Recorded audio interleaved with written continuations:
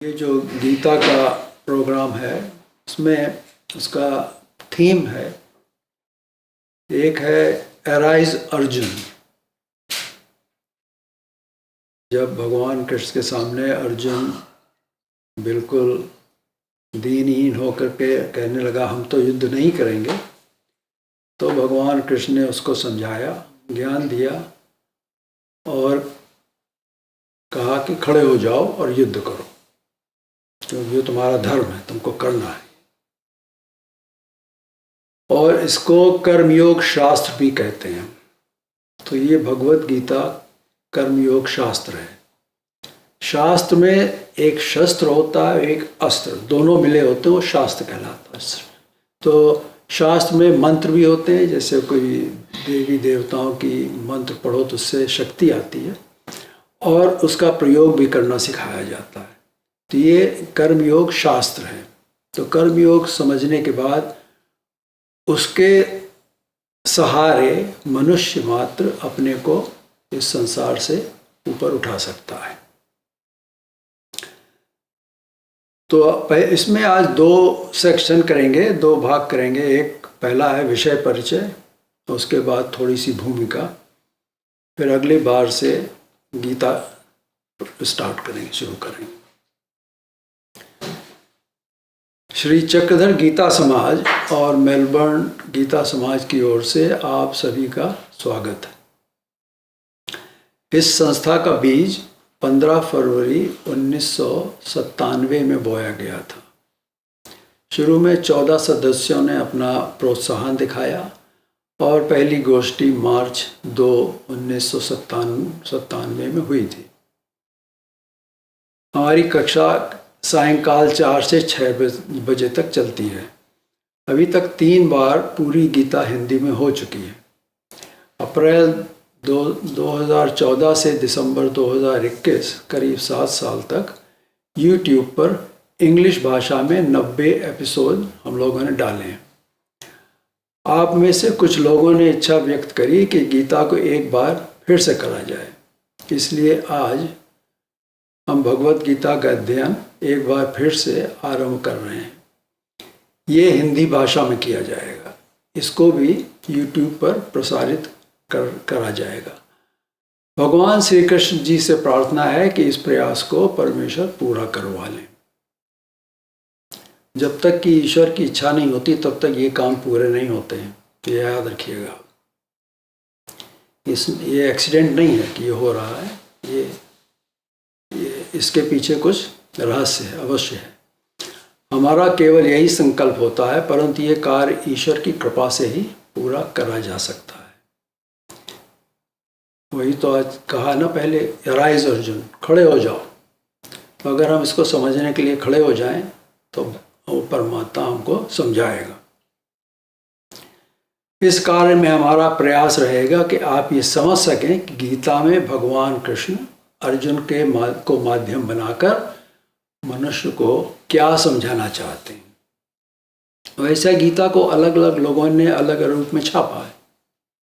इन पुस्तकों को पढ़कर अगर लोगों को भगवान कृष्ण का संदेश समझ में आ गया होता तो उनका कल्याण हो गया होता।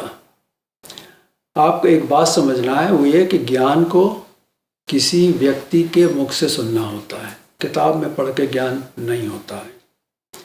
ज्ञान ईश्वर की निधि है। निधि जानते, निधि मतलब क्या? संपत्ति। ईश्वर की संपत्ति है, वो ईश्वर के ही पास है और किसी के पास नहीं है। इसको समझने के लिए परमेश्वर की कृपा चाहिए। जब उसकी कृपा होगी तो वो उसका ज्ञान अपने आप समझ में आ जाएगा। जिसको अर्जित, उसकी कृपा को अर्जित करना पड़ता, वी हैव टू अर्न।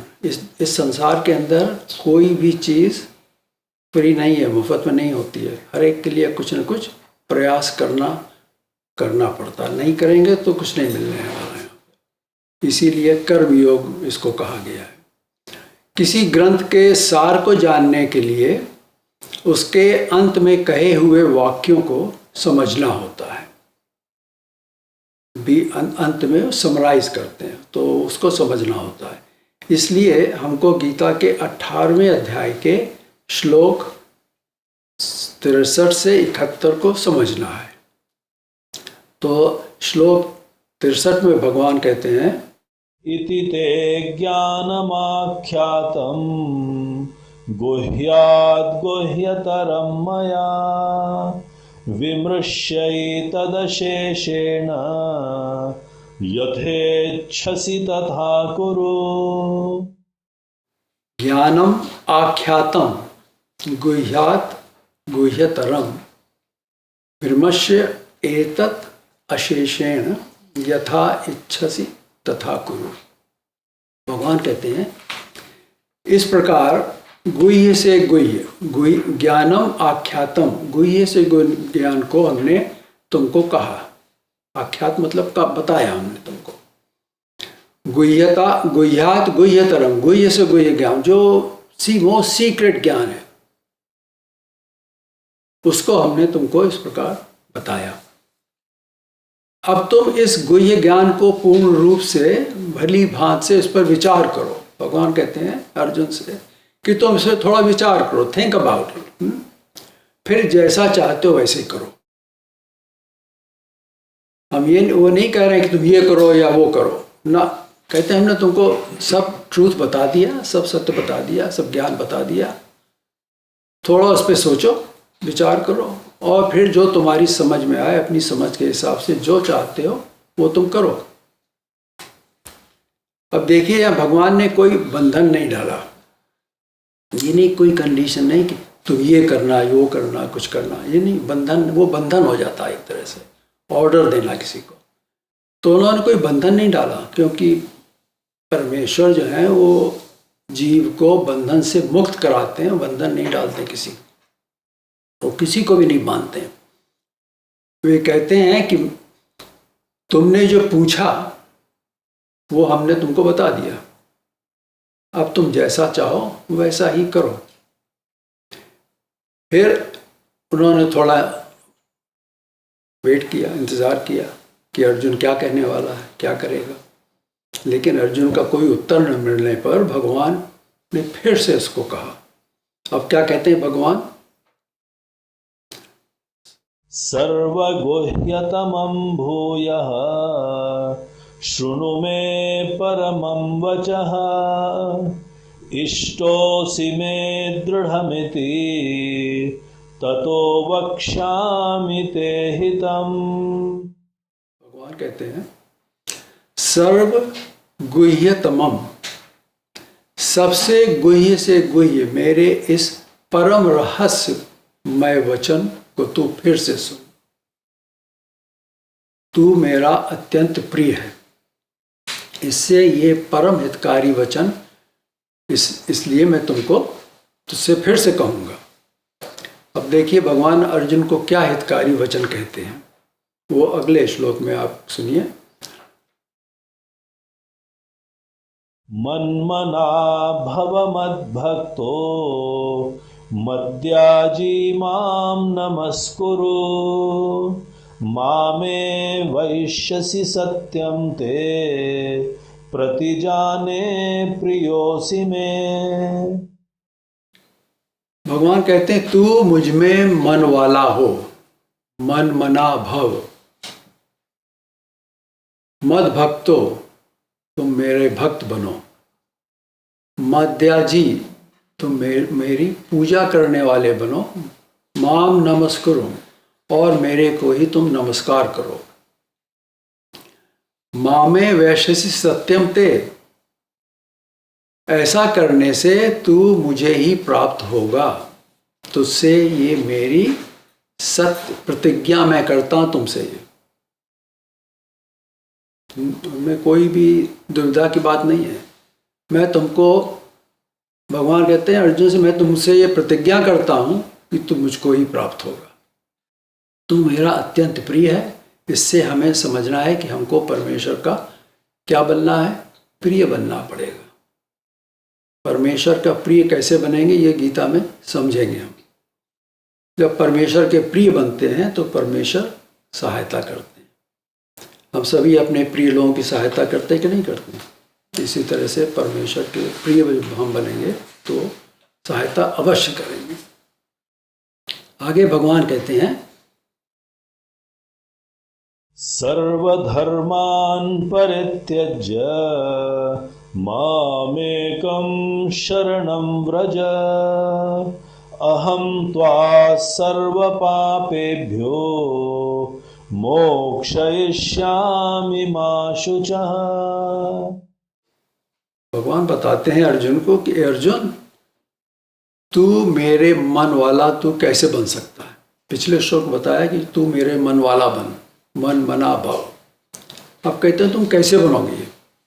कहते हैं कि संपूर्ण धर्मों को, अर्थात सब कर्तव्य कर्मों को, यहाँ धर्म का मतलब कोई रिलीजन का नहीं है।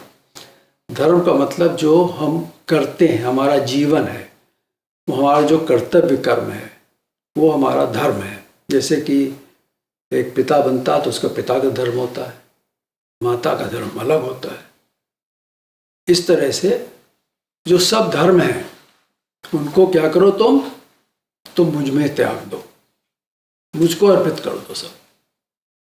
जब वो करोगे तो तुम मेरे मन, तुम्हारा मेरे में लग जाएगा, तुम मेरे मन वाला बन जाएगा। तू केवल एक मुझ सर्वशक्ति युक्त सर्वाधार परमेश्वर की ही शरण में आ जा।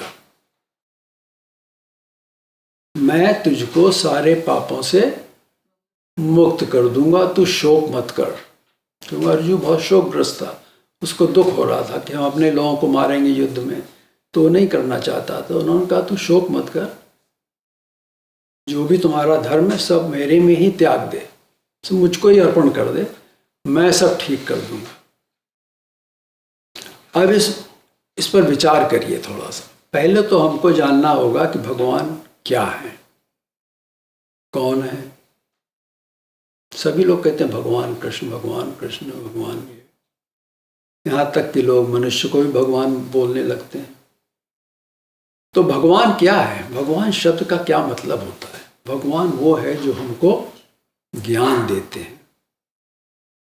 वे ज्ञान क्यों और कब देते हैं, वो ये मनुष्य का जो दुर्भाग्य है कि हम अधिकांश लोग इस पर विचार नहीं करते हैं, इसलिए वे इन प्रश्नों को उत्तर जानते नहीं हैं। जिससे कुछ संसार की वस्तु मिल जाती है और या उससे मिलने की संभावना होती है, वो उसको भगवान मानने लगता है। आजकल हर जगह ऐसे ही है। लोग साईं बाबा को, साधु संतों को भगवान कहते हैं। ऐसा अंधविश्वास चारों ओर फैला हुआ है हर जगह। बड़े बड़े मंदिर, मस्जिद, गिरजाघर बनाते हैं। अब इनको चलाने के लिए पैसा चाहिए। मनुष्य को केवल ईश्वर या देवता की पूजा पाठ, यही भक्ति जो है, यही विहित है, और कोई भक्ति विहित नहीं है मनुष्य के लिए, ठीक नहीं है। किसी मनुष्य को भगवान मानना है तो घोर पाप है, क्योंकि आप भगवान किसी मनुष्य को जो बिल्कुल अज्ञानी हो, मनुष्य तो अज्ञानी है ही है, उसको भगवान कह दिया, ये तो बहुत ही गलत बात है। झूठ बोला, कितना झूठ बोला। क्या अर्जुन को गीता किसी का ज्ञान किसी मंदिर में हुआ था? क्या भगवान कृष्ण उसको ले गए तो चलो मंदिर में चलकर तुमको ज्ञान देते हैं? क्या ऋषियों द्वारा उपनिषदों का ज्ञान किसी मंदिर में हुआ? नहीं, मनुष्य को ज्ञान उसके अपने कर्म करते हुए होता है। यही कर्म योग की विशेषता है। पहले हमको भगवान को जानना होगा, अपना मन में उनमें लगाना होगा, मन मना भव, उनकी ही पूजा करनी होगी। ईश्वर सर्वव्यापक है। सर्वव्यापक का मतलब जानते हैं? All pervading. हर जगह ईश्वर का स्वरूप हर जगह है। ऐसी कोई जगह नहीं जहाँ ईश्वर नहीं है। वो बाहर से भी हमको कवर करता है और अंदर भी हमको अंदर है। जैसे कि एक कुम्हार जब घड़ा बनाता है तो उस व्हील पर मट्टी रख करके उसको चलाता है, तो एक हाथ अंदर रखता है, एक हाथ बाहर रखता है। इसी तरह से ईश्वर जो है हमको अंदर से भी सहायता करते हैं और बाहर से भी करते हैं। और कहते हैं सर्वधर्म परित्यज्य, अर्थात अपने सभी कर्तव्य कर्मों को उस ईश्वर में त्यागना होगा हमको, उसकी शरण में जाना होगा। शरण का क्या मतलब होता है? ऐसे सभी कहते हैं शरण में चले जाओ, शरण में चले जाओ। शरण का मतलब है टोटल सरेंडर, अपने को उसके अधीन कर देना कि तुम ही सब कुछ कर सकते हो और कुछ नहीं कर सकते, कोई नहीं कुछ कर सकता। तो इसके लिए एक कथा है छोटी सी कि एक मनुष्य था, गांव में रहते थे लोग पुराने ज़माने में, उसको कोढ़ हो गया। जब कोढ़ हो गया थोड़े दिन तो संबंधियों ने उसकी देख रेख करी। उसके बाद उससे तंग आए, कहें हाँ इसको क्या करें हम, तो उसको ले जाकर उन्होंने गांव के एक मंदिर में डाल दिया, छोड़ दिया वहाँ। अब वो कोढ़ी जो था उसको लोग आकर के कुछ खाना खिला देते थे, कुछ दे देते थे गाँव के लोग। तो धीरे धीरे वो उस मंदिर की देवता था, उस देवता है उसकी पूजा करने लगा। कहता अब कोई नहीं कुछ कर रहा हमारा, अब आपकी ही शरण में मैं हूँ, आप ही हमारा कल्याण करिए। तो करते करते उसका कोढ़ जो है वो ठीक हो गया। उसके जब कोढ़ ठीक हो गया तो सब संबंधी आए, चलो भाई घर चलो। तो उसने कहा नहीं, अब हम यहीं रहेंगे।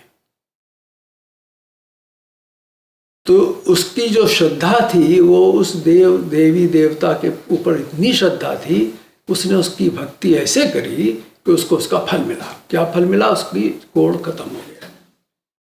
तो ये शक्ति जो होती है, जो हम कुछ करते हैं संसार के अंदर, उसके लिए हमको क्या चाहिए? शरीर चाहिए, है कि नहीं?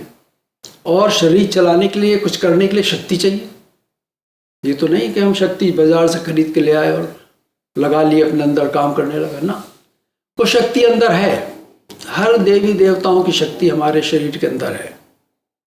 परमेश्वर ईश्वर भी हमारे शरीर के अंदर है, सब कुछ है इसके अंदर। तो जब जैसी हमारी श्रद्धा होगी उस तरह से वो शक्ति हमारे अंदर से काम करना शुरू कर देगी। और वो शक्ति जब काम करेगी तो काम पक्का हो जाएगा, उसमें कोई शक की बात नहीं है। तो उस सर्वशक्तिमान परमेश्वर की शरण में जाना आवश्यक है मनुष्य को अपने कल्याण के लिए। सभी देवी देवता वो क्या हैं? वो उसकी ही शक्तियां हैं, क्योंकि परमात्मा कुछ नहीं करता। उसको उसके लिए कहा गया अकर्ता, तो नहीं कुछ करता है।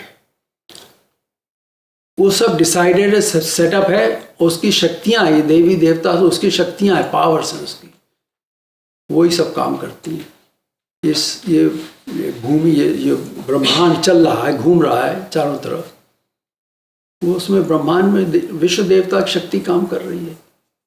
उसके अंदर इस पृथ्वी में सभी देवता हैं और सब देवता काम कर रहे हैं अपने अपने, जो जो काम होना वो सब देवता काम कर रहे हैं।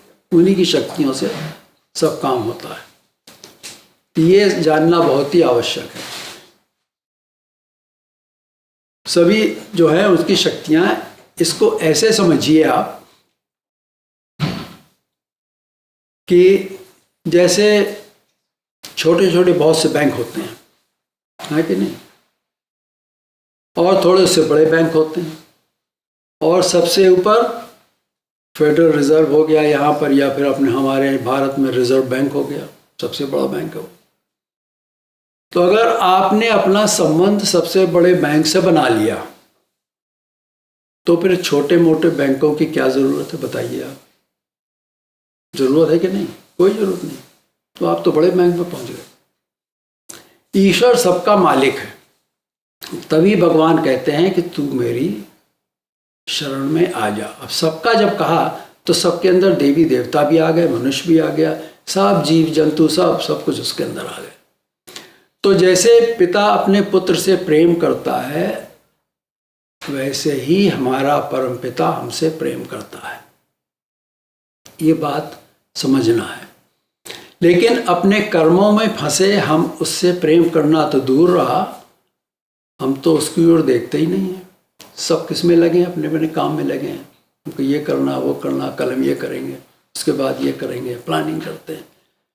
समय नहीं मिलता है मनुष्य को जो परमेश्वर की तरफ देखे। ईश्वर को हर जीव से उपेक्षा है कि वो उसकी शरण में आए, इसीलिए उसने सृष्टि की रचना करी। सृष्टि की रचना ऐसे नहीं हुई कि एक्सीडेंटली हो गई, वो रचना करी गई। और किस लिए करी गई? जिससे कि वो जीव को ज्ञान दें और वो उस ईश्वर की शरण में जाए, सरेंडर करे। अब आगे बढ़ते हैं। हम सभी संसार में एक मनुष्य देह में पैदा हुए, तो हम हैं क्या? हैं तो मनुष्य देह में, लेकिन हैं क्या हम? इस पर कभी किसी ने चिंतन किया कि नहीं किया? बहुत कम लोग सोचते हैं हम क्या हैं। अपना नाम से कह देते हम ये हैं, ये वो हैं, वहाँ से आए हैं, उसके पुत्र हैं, हमारे पिता ऐसे थे, हमारा फैमिली। लेकिन वो तो नहीं हम क्या हैं, हम हैं क्या, ये नहीं लोग समझने की कोशिश करते हैं। इसलिए, और हम संसार में कर क्या रहे हैं? पहली बात, हम क्या हैं और यहाँ कर क्या रहे हैं? और उससे भी इम्पोर्टेंट बात है, हमको करना क्या है असल में?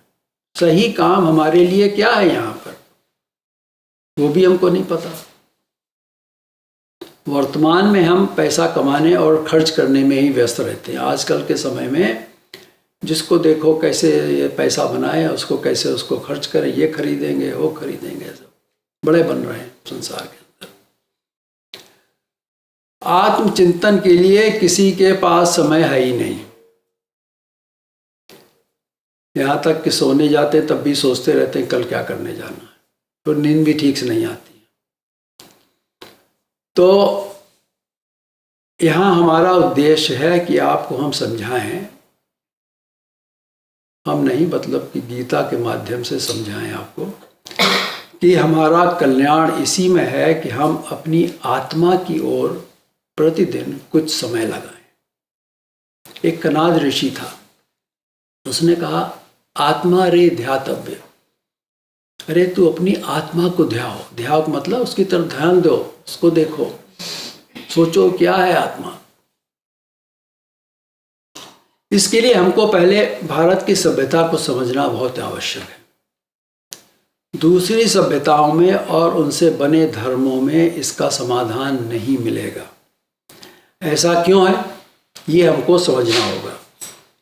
भारत की सभ्यता को इस्लामिक ईसाई आक्रांताओं ने मिटाने का प्रयास भारत से हजारों साल किया। भारतीयों को गुलाम बनाया, देश को लूटा। इससे बहुत भारतीय इस्लाम में और ईसाई धर्म में चले गए। ज्ञान के अनुसार ये उनका दुर्भाग्य है कि वो सनातन धर्म से निकल करके चले गए। क्योंकि सनातन धर्म का मतलब क्या होता है? सनातन मतलब इटर्नल। वो धर्म जो इटर्नल है, उसमें चेंज नहीं आती है, वो ऐसा का वैसा ही रहेगा हमेशा। वो देवी देवताओं का और ईश्वर का धर्म है। दूसरे धर्मों में सब झूठा ज्ञान बना रखा है, इसमें हिंसा का समावेश है। और दूसरे धर्म में देखिए, सब में कितनी मार काट उपद्रव होता रहता है चारों तरफ संसार में। ये भोगवादी हैं। इनको क्या है? खाओ पियो मौज करो, वो उसने दिया है, हम खाने के लिए दिया हमको। उसमें कोई कंजर्वेशन नहीं है कि हम कल के लिए बचाएं, क्योंकि उनको कल तो आना ही नहीं, अगला जन्म तो उनके यहाँ है ही नहीं। पुनर्जन्म की कोई भी वहाँ पर व्यवस्था है ही नहीं किसी धर्म में। तो जब आना ही नहीं तो फिर क्या है? आराम से खाओ पियो मौज करो, जिसको बाद में आएगा वो देखा जाएगा उसका। भारतीय सभ्यता में 4 वर्ण और 4 आश्रम हैं। 4 वर्ण जो बने हैं ये व्यवसाय के लिए बने हैं कि सोसाइटी में क्या करना है, किसको क्या करना है।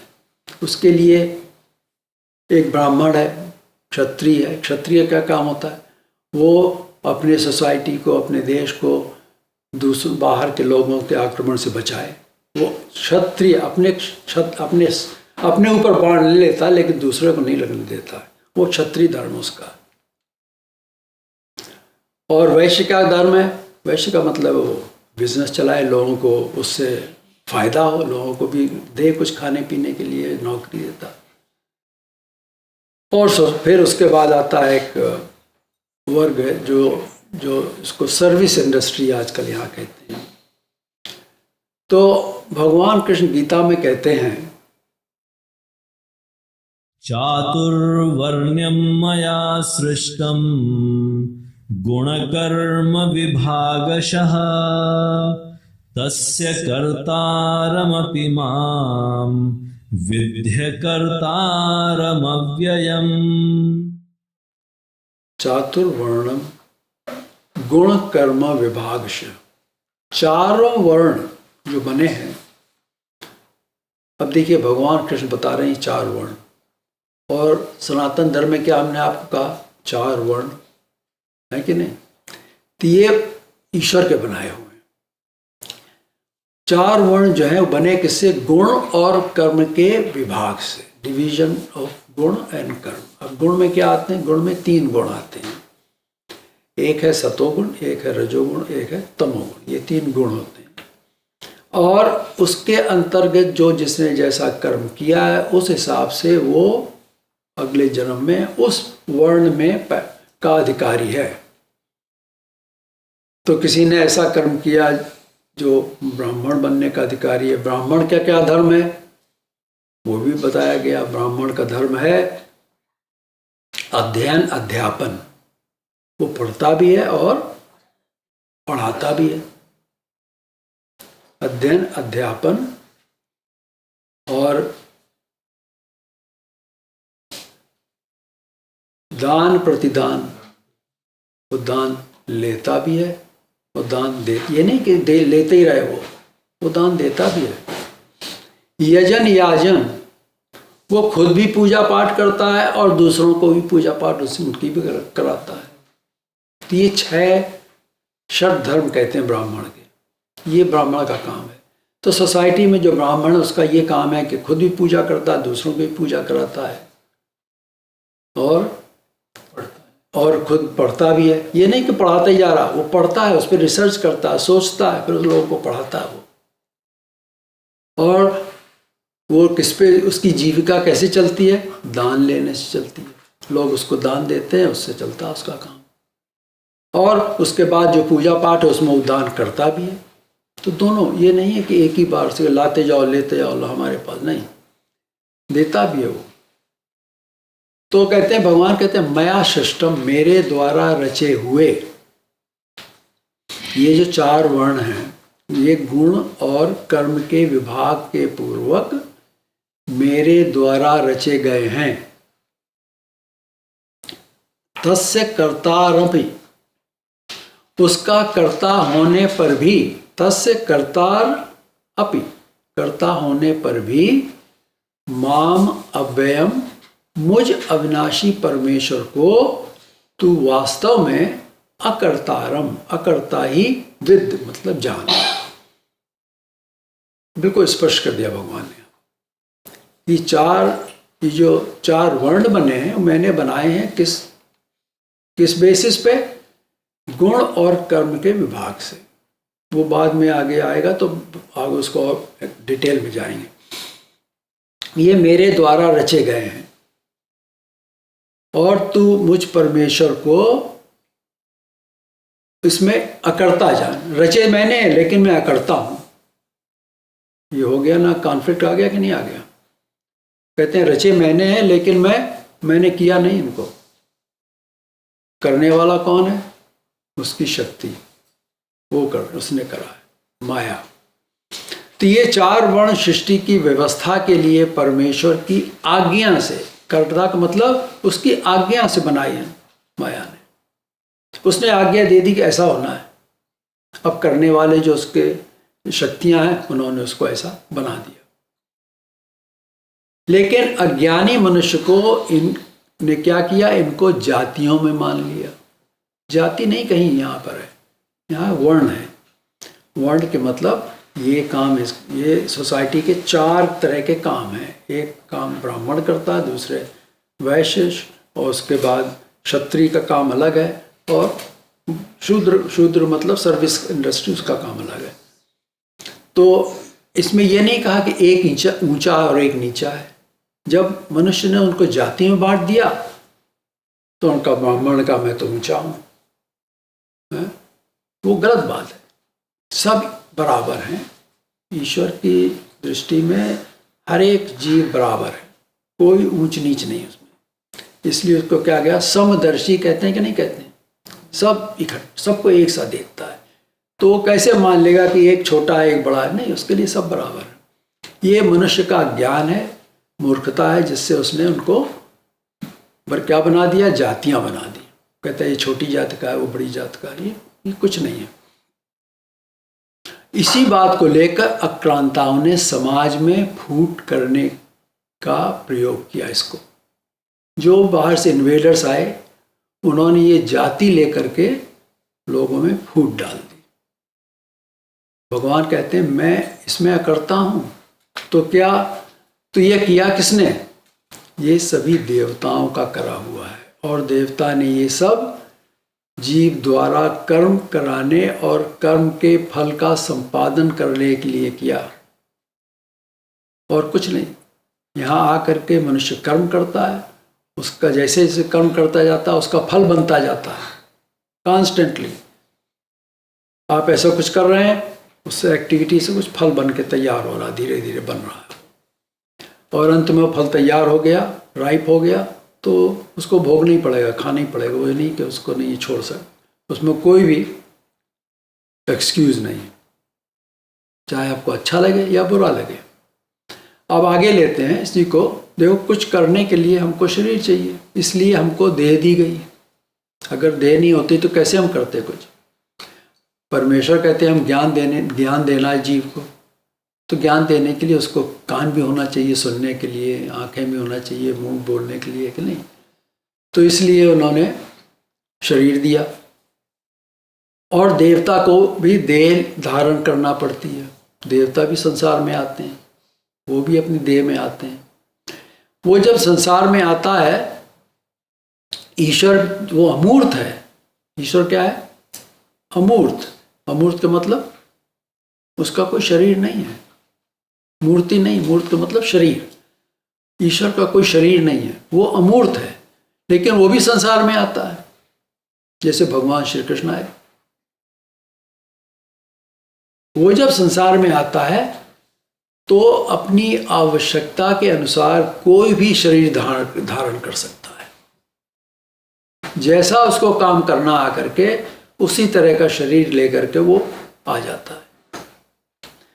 उसका शरीर उसकी शक्ति से बनता है, माया बना देती है, उससे वो आ जाता है। इसका, और ईश्वर हर जगह सर्वव्यापक है।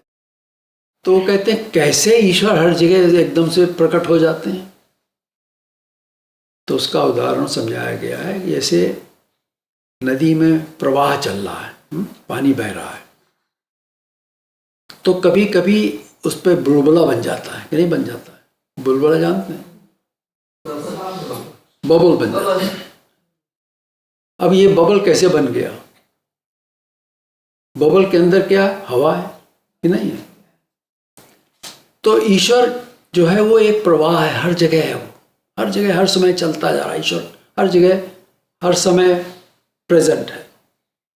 जब उसको कोई ज़रूरत पड़ी कि हमको ये काम करना है, तो जैसे बुलबुला पानी से निकला उसी तरह से वो भी आ गया, शरीर निकल आया। लेकिन शरीर का जो संबंध है उसके उस स्वरूप से कॉन्स्टेंटली रहता, उससे अलग नहीं होता वो।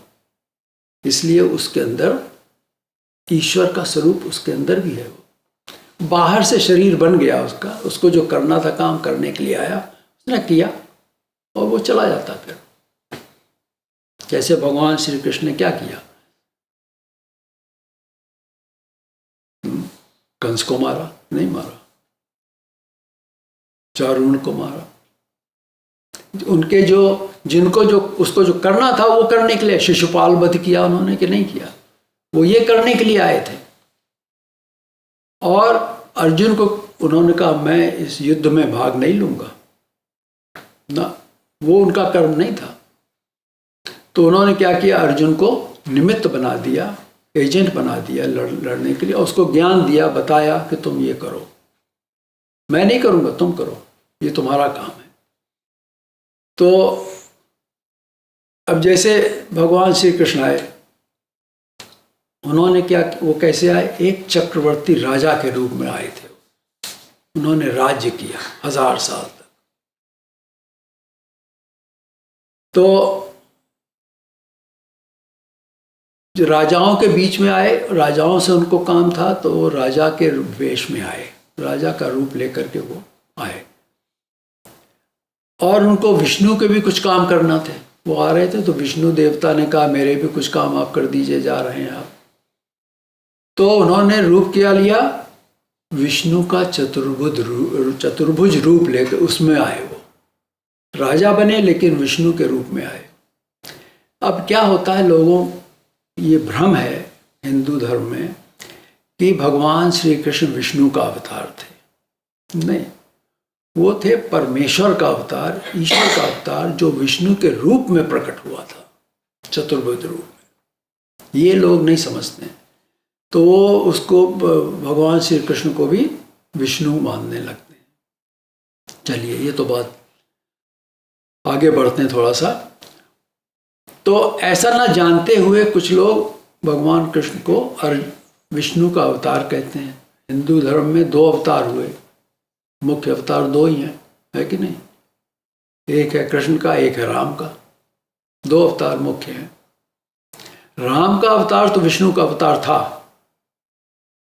लेकिन कृष्ण का अवतार विष्णु के रूप में ईश्वर का अवतार था। राम ने किसी को ज्ञान नहीं दिया, राम को ज्ञान उनके गुरु वशिष्ठ ने दिया।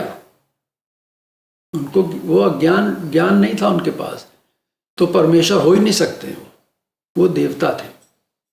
लेकिन भगवान श्री कृष्ण ने ज्ञान दिया, बताया कि तुम कौन हो, तुम क्या हो, कैसे सृष्टि कैसे बनती है, क्या गुण है, क्या कौन करता है, सब बताया उन्होंने। गीता के अंदर सब बता दिया। देवताओं के अलग अलग प्रकार के शरीर होते हैं। हमने देखा कि ईश्वर किसी भी शरीर को लेकर आ सकता हो, वो तो मालिक है सबका, उसको कोई रोक टोक नहीं है।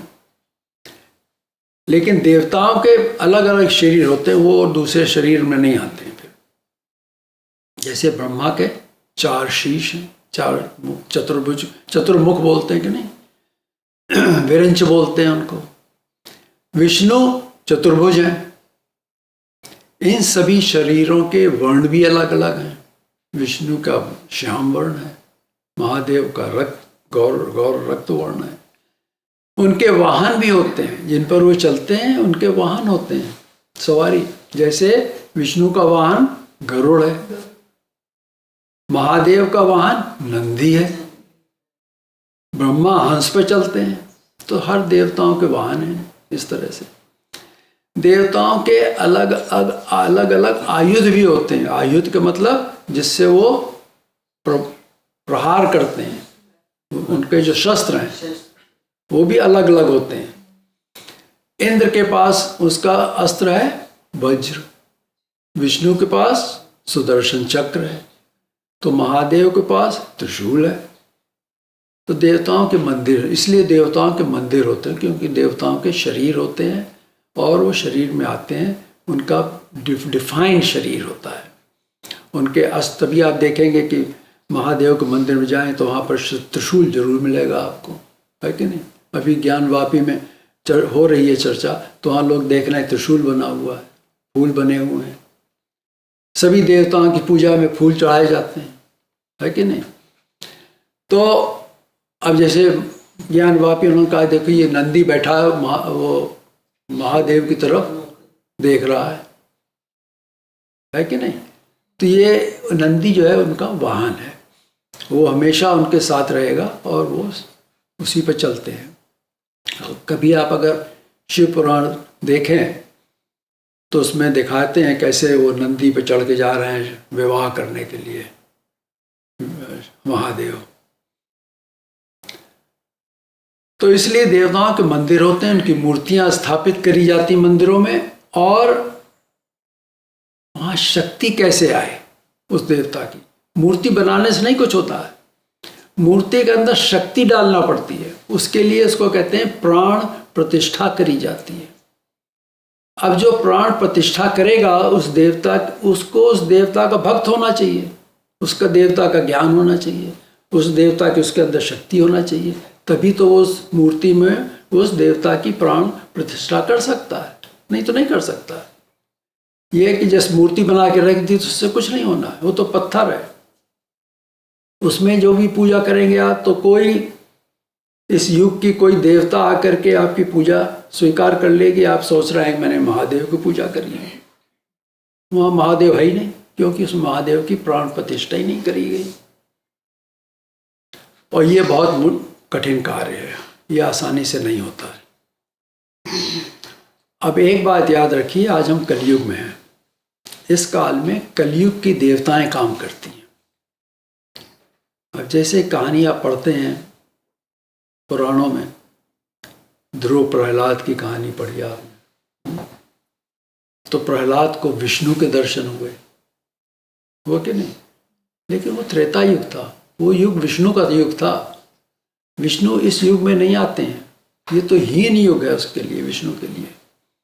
विष्णु तो त्रेता युग में आए और भगवान श्री कृष्ण द्वापर में आए। तो जैसे जैसे युग नीचे आते जाते, ये नीचे आ रहे हैं युग, हीन युग बनते जा रहे हैं। तो यहाँ पर देवता जो है वो नीचे स्तर की देवता ही आएंगी। देवताओं के भी अलग अलग स्तर होते हैं, छोटी देवता, उससे बड़ी देवता, उससे बड़ी देवता, इस तरह से होते हैं। वो भी डिफाइंड है, कितनी देवता ब्रह्मांड के अंदर काम करती हैं, कैसे काम करती हैं। और हर एक देवता, नीची देवता से ऊंची देवता 10% उसके पास ज़्यादा पावर होती है। इस तरह से वो पावर बढ़ती जाती है उनकी। तो आजकल ना कोई विष्णु मिलेंगे आपको, आप पूजा कितनी भी करते रहिए, ना वहाँ महादेव मिलना वहाँ पर। उस नाम की कोई कलयुग की देवता बन आकर के वो पूजा स्वीकार कर लेती है और फल देती है। फिर वो अब इन देवता का काम जो है, जो कलयुग के देवता हैं, उनमें हिंसा बहुत भरी पड़ी है, विषय विकार बहुत है और हिंसा बहुत है। तभी तो आजकल आप देख रहे हैं क्या मार काट हो रही है, चारों ओर मार काट हो रही है। माता अपने बच्चों को मार देती है, बच्चे अपने माता पिता का वध करने लगे हैं। ये सभी कलयुग के देवताओं का काम है। संसार के सभी धर्म देवता धर्म हैं और आज भी सभी कलयुग के धर्म का ही आचरण कर रहे हैं। अब कहेंगे आप कलयुग का धर्म क्या है? कलयुग का धर्म है तीर्थ, क्षेत्र, व्रत, दान। 4 चीजें धर्म में आती हैं। ये सभी धर्मों में है। इस्लाम ले लो, चाहे ईसाई धर्म ले लो, चाहे हिंदू धर्म ले लो, सब में ये होते हैं। तीर्थ, आप तीर्थों पे जाते हैं। अब तीर्थ क्या है? तीर्थ वो स्थान है जहाँ पानी है। गंगा के किनारे जो मंदिर हैं वो तीर्थ स्थान हो गए। यमुना के किनारे कोई मंदिर है वो तीर्थ स्थान हो गया। नेचुरल बॉडी ऑफ वाटर, उसके पास जो मंदिर है वो तीर्थ हो जाता है, वहाँ पानी है। जहाँ पानी नहीं, जब पहाड़ों पर है जैसे, वो क्षेत्र कहलाते हैं। जैसे कि महादेव का मंदिर, अमरनाथ, कहीं जाइए वहाँ पर, तो सब क्षेत्र कहलाते हैं। और हर धर्म के अंदर व्रत है कि नहीं? मुसलमानों में व्रत होता कि नहीं होता है? रमज़ान के टाइम व्रत करते हैं, रोज़ा रखते हैं। हिंदुओं में तो कितने व्रत होते हैं, रोज़ कोई ना कोई व्रत निकल आता है यहाँ, तो है कि नहीं? तो ईसाइयों में भी व्रत होता है, सब जगह ये व्रत होते हैं। तो ये कलयुग के धर्म सभी एक से हैं। उनमें सब में तीर्थ, क्षेत्र, व्रत, दान। तीर्थ पे जा करके पूजा करते हैं या क्षेत्र पे जाके पूजा करते हैं, व्रत रखते हैं। देवी का व्रत रखते हैं कि नहीं रखते हैं लोग, और दान भी देते हैं उसके नाम से। ये कलयुग के देवता का धर्म है। ये सभी धर्मों में है, हर धर्म में आपको मिलेगा ये। देवता उपासकों में कुछ का लक्ष्य स्वर्ग है, कुछ लोग स्वर्ग जाना चाहते हैं, है कि नहीं? और लोग पीछे कहते हैं तो वैकुंठ जाना चाहते हैं, उनको वैकुंठ जाना है। कुछ उसमें ऐसे थोड़े होते हैं मोक्ष पाना चाहते हैं।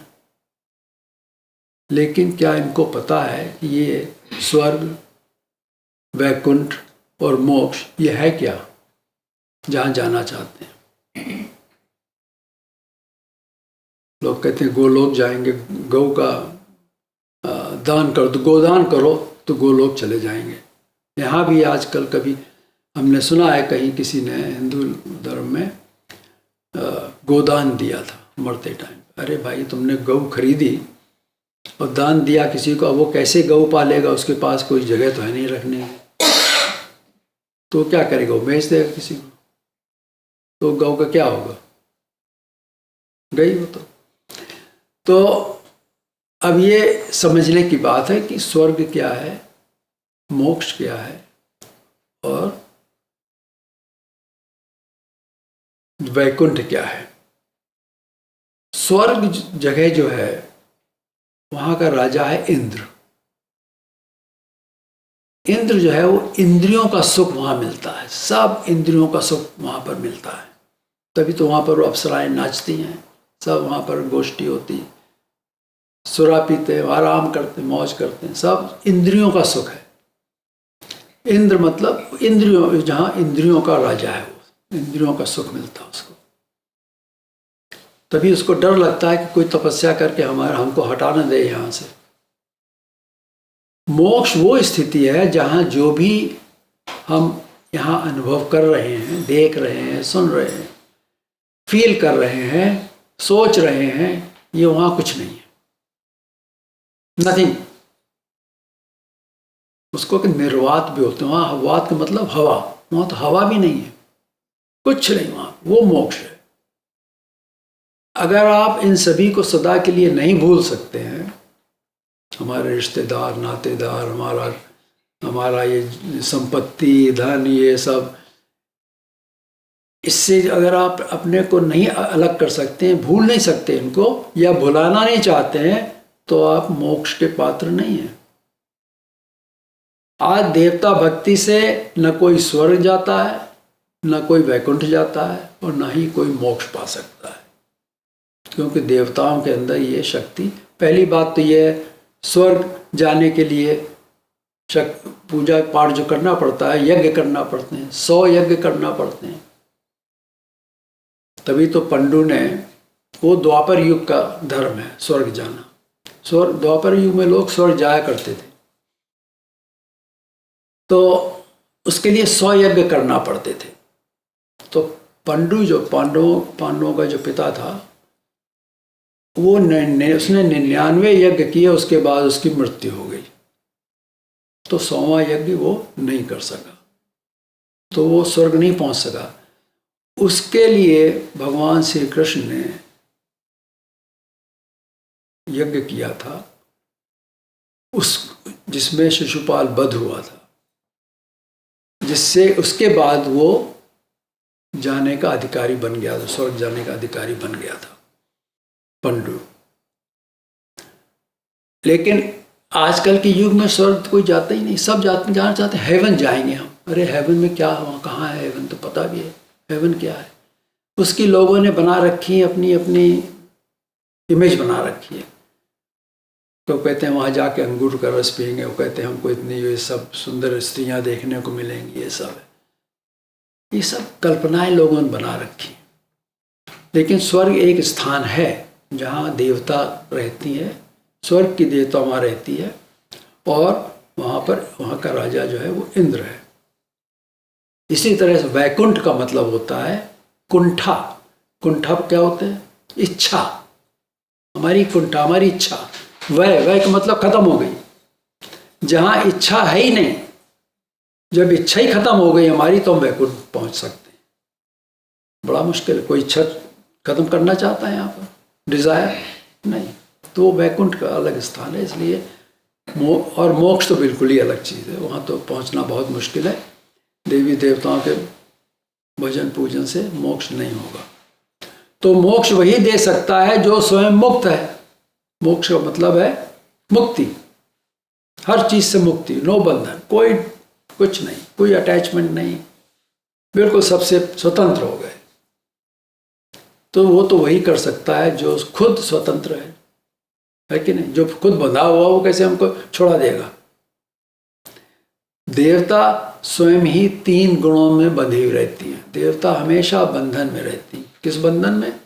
3 गुणों के बंधन। कौन से 3 गुण? अभी बताए थे आपको, सतोगुण, रजोगुण, तमोगुण। इन तीनों गुणों से देवता बंधी हुई है, वो कुछ उसके अलावा कुछ नहीं कर सकती। जो उसको काम है वही काम वो कर सकती, देवता और कुछ नहीं कर सकती।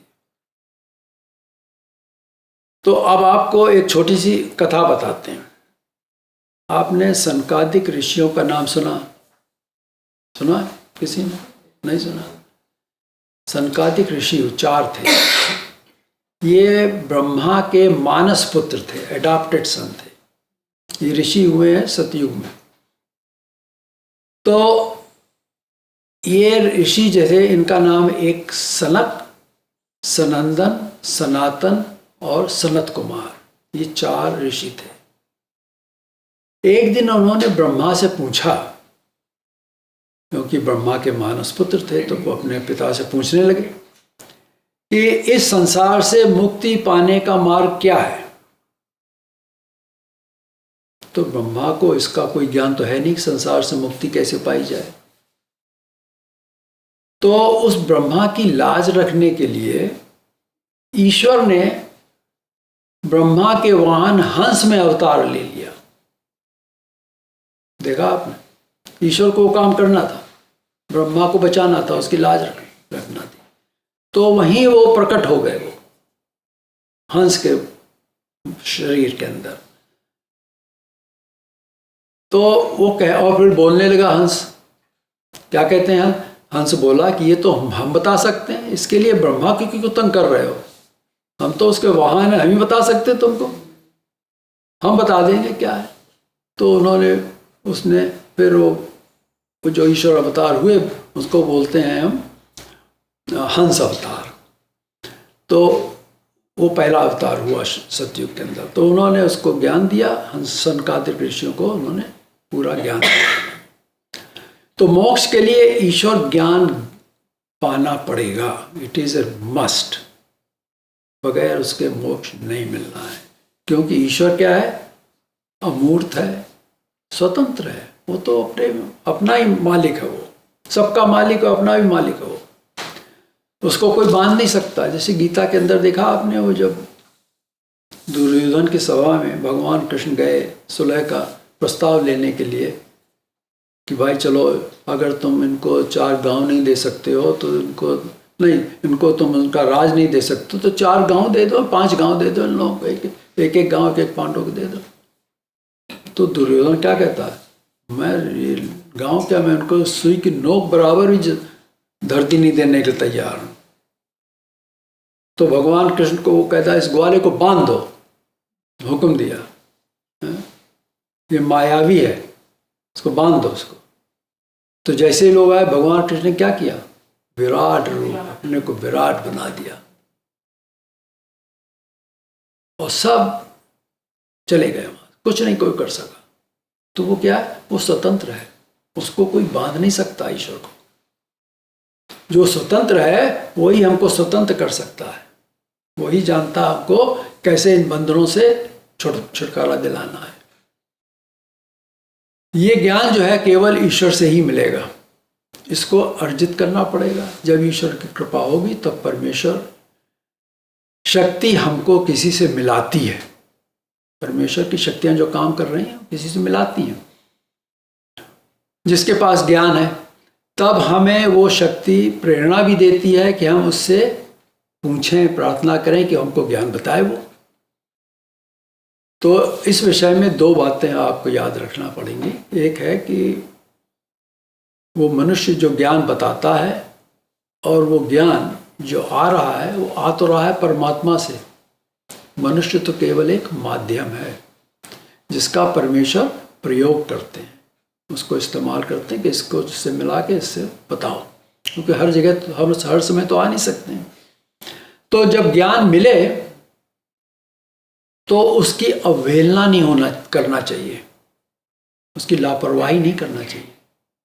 क्यों? क्योंकि ज्ञान परमेश्वर की निधि है, वो उनकी चीज़ है, उनकी संपत्ति है।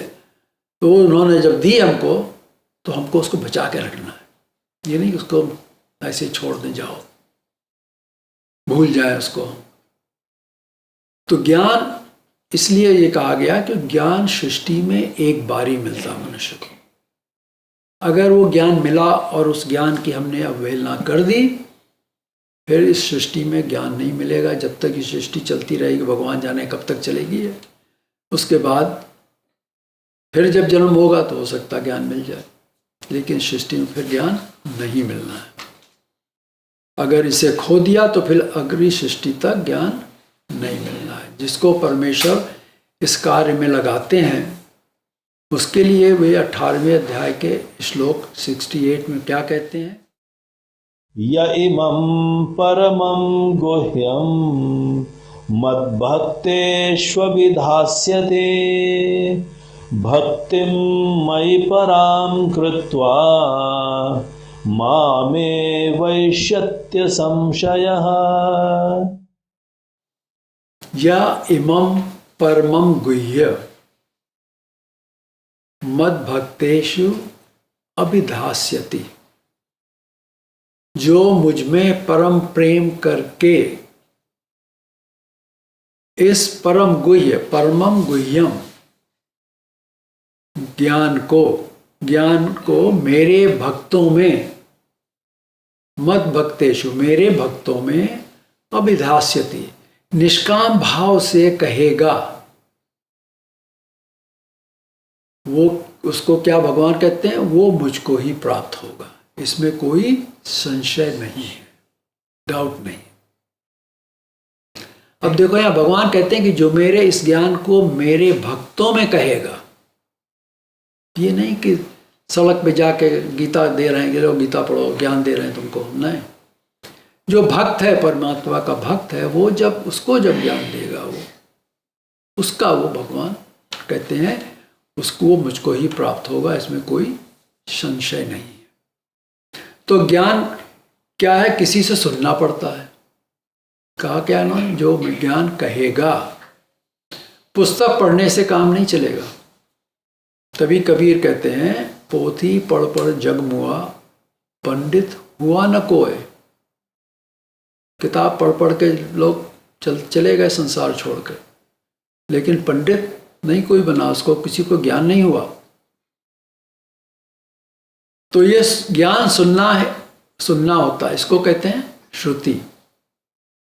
अब जो सुना हुआ ज्ञान है उस पर विचार करना, उसकी जुगाली करना। जैसे भगवान कृष्ण ने क्या कहा, पहले बता चुके आपको। अर्जुन को उन्होंने कहा, मैंने तुमको ये गुह्य से ज्ञान बता दिया, अब तुम इस पर विचार करो, सोचो इसके ऊपर, उसके बाद तुम्हारी जो इच्छा हो वो करो। तो यहाँ वही बात है कि उस ज्ञान की जुगाली करना। जैसे गौ क्या करती है? पहले सब खा लिया, उसके बाद निकाल जुगाली करती है कि नहीं? तो ज्ञान सुन लिया हमने, फिर क्या करना है? उसको बैठ करके सोचना उसके बारे में, क्या सुना, कैसे, उसमें क्या बात है, इसमें कुछ समझ में आया कि नहीं आया। फिर प्रश्न करता है वो मनुष्य, फिर जवाब मिलता है। तो भगवान, ये जो गीता है ये क्या है? श्री कृष्ण अर्जुन संवाद, ये डायलॉग बिटवीन श्री कृष्ण और अर्जुन के बीच। इसी तरह से ज्ञान मिलता है। तो उस ज्ञान को फिर जीवन में उतारना, अपने जीवन में उतारना, उसको कहते हैं निधि ध्यासन। तो इसमें 3 चीजें हो गई, श्रवण, मनन और निधि ध्यासन। श्रवण मतलब सुना, और जो सुना उसका ऊपर मनन किया, उसको सोचा हमने, विचार किया, उसको अपने अंदर बैठाया हमने, और वो हमारी क्या बन गई? वो निधि बन गई, हमारी एक पूंजी बन गई। हमने उसको मतलब उसी को प्रयोग में लाते हैं रोज के रोज अपने जीवन में, हम यूज करते हैं उसको। क्योंकि पैसा किस लिए होता है? कोई काम पड़े खर्च करने के लिए होता, पैसा नहीं होता। यहाँ क्या पैसा? निधि, जो ज्ञान है वो पैसा है हमारा। वो ज्ञान को हम जब प्रयोग में लाते हैं तो हम अपने जीव आत्मा को ऊंचा उठाते हैं, उससे, उसी से आत्मा ऊपर उठती है। ये खजाना है, ज्ञान हमारे लिए ईश्वर द्वारा दी हुई निधि, मतलब खजाना है। हमारी आत्मोन्नति में ये ज्ञान ही मुद्रा, यही करेंसी चलती है वहाँ पर, और कुछ नहीं चलता है।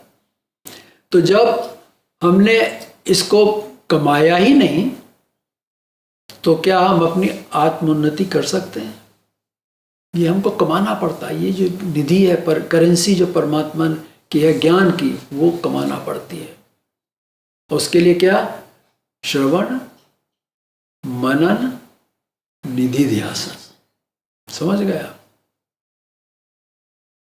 इसलिए संसार में कितने बड़े बन जाएं, उससे आत्मा को कोई लाभ नहीं होता है। वो तो संसार की चीजों का ही चीजें होती हैं। मनुष्य संसार में जितना बड़ा होता है उतना ही उसको संसार पकड़ता रहता है। आज देखिए, किसी अगर लॉटरी खुल जाए तो क्या होगा? कितने लोग पीछे लग जाएंगे उसके, है कि नहीं? दो, हमको भी दो। तो और क्या, संसार उसको पकड़ने लगता है, क्योंकि संसार को तो यही चाहिए। तो हम संसार में जितने बड़े बनेंगे उतने ही बड़े बड़े बंधन हमको, हमारी आत्मा को बांधते जाएंगे। समझदार मनुष्य वही है जो संसार से जितना कम हो सके उतना ही लेता है, क्योंकि जो लेते हैं हमको उसके लिए पे करना पड़ेगा, फ्री तो है नहीं कुछ। और वो भी ईश्वर के नाम से ही लेता है।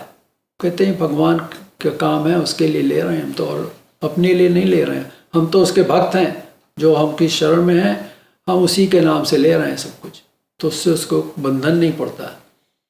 संसार की सभी वस्तुएं मनुष्य को अंत में दुख ही देती हैं। शुरू शुरू में थोड़ा सा सुख मिल जाता है, लेकिन इन द एंड वो दुख ही देती हैं। अगर आप किसी मनुष्य को मृत्यु शैया पर पड़ा देखें, who is dying, तो वो मृत्यु से बचने के लिए गिड़गिड़ाता है कि नहीं? और उस जो भी धन संपत्ति जोड़ी हुई है उसने, वो सब देने के लिए तैयार है। उसको थोड़ी सी राहत मिल जाए, उसको फिर मरने से थोड़े दिन के लिए रोक लो, सब देने के तैयार हो जाता है। वो शांति से शरीर तक नहीं छोड़ सकता है। समझदार वो है जो अपनी जरूरतें कम रखता है और अधिक से अधिक समय ज्ञान रूपी निधि जोड़ने में लगाता रहता है। सनातन धर्म में इस विषय पर बहुत विचार किया गया और इसको धर्म का अंग माना गया है। इसी को लेकर 4 आश्रम बने। पहले हमने आपको बताया 4 वर्ण, अब 4 आश्रम। तो सनातन धर्म का नाम एक है वर्ण आश्रम धर्म। इसमें 4 वर्ण है और 4 आश्रम है। ये सनातन धर्म की एक विशेषता है और किसी धर्म में ये नहीं मिलेगा। सनातन धर्म में पहला आश्रम है ब्रह्मचर्य आश्रम, जिसमें धर्म के साथ साथ विद्यार्थियों को धन अर्जित करने के लिए तैयार किया जाता था। तभी तो सनातन धर्म में क्या होते थे? गुरुकुल होते थे। गुरुकुल में जाकर के वो धर्म की शिक्षा पाते थे और अर्थ कमाने की शिक्षा भी पाते थे वहां पर। तो वो मनुष्य दूसरे आश्रम में, गृहस्थ आश्रम में आकर अपने परिवार को बनाता है फिर, क्योंकि उसको अब पता लग गया, ज्ञान हो गया कैसे हम धन अर्जित कर सकते हैं, संपत्ति जोड़ सकते हैं जो हमको चाहिए हमारे परिवार को चलाने के लिए। एजुकेशन मिल गई उसको सब। अगर उसने एजुकेशन नहीं पाई तो कैसे वो करेगा? अपना चला ही नहीं सकता फिर। तो दूसरे आश्रम में आकर अपने परिवार को वो बनाता है। इसके बाद जब उसकी संतान गृहस्थ आश्रम में चली जाती, बच्चों का विवाह हो गया, वो गृहस्थी उनकी बन गई, तो वो तीसरे आश्रम में प्रवेश करता। उसको कहते हैं वानप्रस्थ आश्रम, जहां वो अपनी संतान को सब कुछ दे देता है, तुम जाओ संभालो इसको, हमारा समय बीत गया, हम अब जाने के लिए तैयारी करेंगे, और अपने को अलग करता जाता है धीरे धीरे। इस प्रकार परिवार की संपत्ति बनती और बढ़ती है। समझ रहे हैं आप? सनातन धर्म में संपत्ति कैसे बनी? भारत को सोने की चिड़िया क्यों बोलते थे लोग? इसी तरह से वो जो कमाया उसको जोड़ते अपने उस परिवार में ही रखते थे। उसने अपने बच्चों को दिया, बच्चों ने फिर उसको और बढ़ाया, अपने बिजनेस को और बढ़ाया, उसके बाद उसने अपने बच्चों को दिया, तो वो पूंजी बढ़ती जाती है। फिर अपने जीवन के अंतिम भाग में पूरी तरह से मोक्ष की ओर जाने की तैयारी करते हुए जीवन कि शेष जीवन को व्यतीत करता है। तो अब देखिए, तो 4 आश्रम हो गए ना। ब्रह्मचर्य, उसमें सीखा, पढ़ा लिखा, धर्म भी सीखा और अपना कुछ प्रोफेशन भी सीखा उसमें। फिर उसके बाद तैयारी हो गई गृहस्थ में आने, गृहस्थाश्रम आ गया। फिर वानप्रस्थ आ गया, जो भी कमाया उसे अपने संतान की ओर उनको देते गए, उससे अपने को अलग करते गए। और फिर अंतिम चरण में आकर के मोक्ष की तैयारी करता। उसको कुछ चाहिए नहीं होता है, ना उसको खाने पीने की कोई ज़्यादा आवश्यकता होती है, थोड़ा सा खाता है और अपना शेष जीवन भगवान की याद करने में बिताता है। तो ये 4 आश्रम हो गए। अब देखिए दूसरी सभ्यताएं, जिनको पाश्चात्य या वेस्टर्न सभ्यताएं कहते हैं, उनकी उत्पत्ति जिस भूमि में हुई वहाँ अन्न की पैदावार नहीं होती थी। इसके विपरीत भारत भूमि में हर प्रकार का मौसम पाया जाता है। भूमि भी उर्वर है, जिससे हर प्रकार का अन्न पैदा होता है भारत के अंदर। इसके अलावा भारत भूमि देवताओं की भूमि है। इसमें हर एक देवताओं का निवास है, हर देवता वहाँ पर मौजूद है। यहाँ का धर्म सनातन धर्म है। पाश्चात्य सभ्यताएं किसी एक मनुष्य को लेकर बनी है। इस्लाम में मोहम्मद को निकाल दो तो इस्लाम नहीं रहेगा। इसके मुख्य जो धर्म है वो किससे बने? ईसा, मूसा और मोहम्मद के आधार पर बने हैं।